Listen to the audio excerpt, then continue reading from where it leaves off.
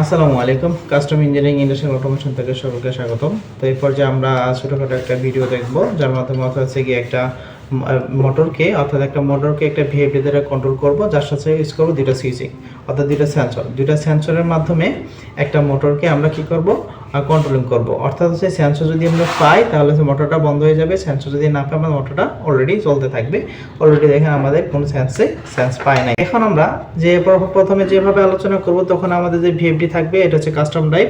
তো আমরা যে কোনো ভিএফডি নিয়োগ করতে পারি। তো প্রথমে এই ড্রাইভকে আপনাদের কি করতে হবে, টার্মিনাল মোডে কন্ট্রোল করতে হবে। টার্মিনাল মোডে কন্ট্রোল করে আমরা প্রোগ্রাম 2 তে যাব, 00 প্রোগ্রাম 2 তে যাব।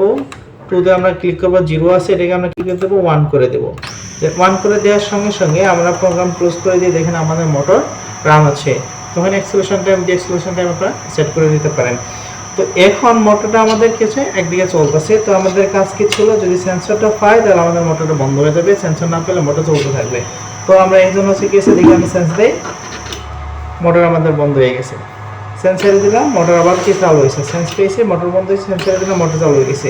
আমরা যে কোনো বলতে এটাকে দেই, সেন্স পেয়েছে মোটর চালু, সেন্স বন্ধ করে দিয়েছে মোটর বন্ধ হয়ে গেছে। তো এই ছিল আমাদের আজকের ভিডিও। সকলকে ধন্যবাদ। আসসালামু আলাইকুম।